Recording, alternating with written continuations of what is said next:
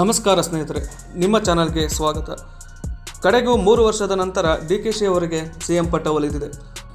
ಬಂದ ಮೊದಲ ದಿನವೇ ವಿದ್ಯಾರ್ಥಿಗಳಿಗೆ ಬಸ್ ಪಾಸನ್ನು ಫ್ರೀ ಮಾಡಿದ್ದಾರೆ. ಹಾಗೆ ಹೊಸ ನೇಮಕಾತಿಗಳಿಗೆ ಆದೇಶಗಳನ್ನು ಕೂಡ ನೀಡ್ತಾ ಇದ್ದಾರೆ. ಅದರ ಸಂಕ್ಷಿಪ್ತವಾದ ವಿವರ ಇಲ್ಲಿದೆ.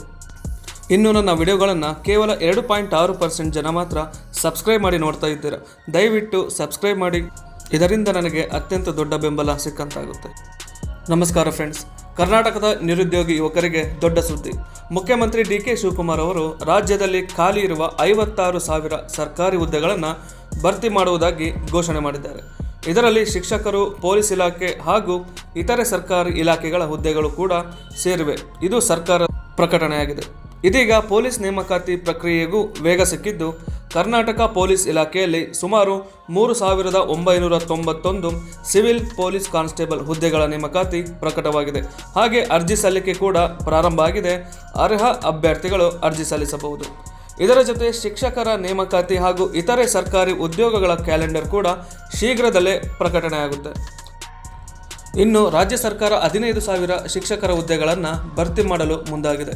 ಹಾಗಿದ್ರೆ ನೇಮಕಾತಿ ಯಾವಾಗ, ಯಾರಿಗೆ ಅವಕಾಶ ಸಿಗುತ್ತೆ?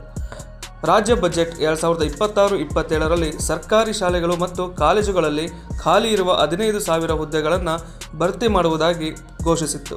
ಇದರ ಉದ್ದೇಶ ಸರ್ಕಾರಿ ಶಾಲೆಯಲ್ಲಿರುವ ಶಿಕ್ಷಕರ ಕೊರತೆ ಕಡಿಮೆ ಮಾಡುವುದಾಗಿರುತ್ತೆ. ಮೇ 2026ರಲ್ಲಿ ಪಾಸ್ಟ್ ಸಿಎಂ ಅಥವಾ ಮಾಜಿ ಸಿಎಂ ಆದಂಥ ಸಿದ್ದರಾಮಯ್ಯ ಅವರು ಶಿಕ್ಷಣ ಇಲಾಖೆಗೆ 15,000 ಶಿಕ್ಷಕರ ನೇಮಕಾತಿ ಪ್ರಕ್ರಿಯೆಯನ್ನು ಶೀಘ್ರದಲ್ಲಿ ಆರಂಭಿಸುವಂತೆ ಸೂಚನೆ ನೀಡಿದ್ದಾರೆ. ಹಾಗೆ ಹಣಕಾಸು ಇಲಾಖೆಯ ಅನುಮೋದನೆ ಸಿಕ್ಕ ನಂತರ ನೇಮಕಾತಿಗಳನ್ನು ಸುಮಾರು 3 ತಿಂಗಳ ಒಳಗಾಗಿ ಪೂರ್ಣಗೊಳಿಸುವ ಗುರಿಯನ್ನು ಹೊಂದಿದ್ದಾರೆ. ಇದರ ಜೊತೆಗೆ ಸರ್ಕಾರ ಹೊಸ ಕರ್ನಾಟಕ ಪಬ್ಲಿಕ್ ಶಾಲೆಗಳ ವಿಸ್ತರಣೆಯನ್ನು ಮಾಡುತ್ತಿದ್ದು, ಶಿಕ್ಷಕರ ಬೇಡಿಕೆ ಇನ್ನಷ್ಟು ಹೆಚ್ಚಾಗುತ್ತೆ.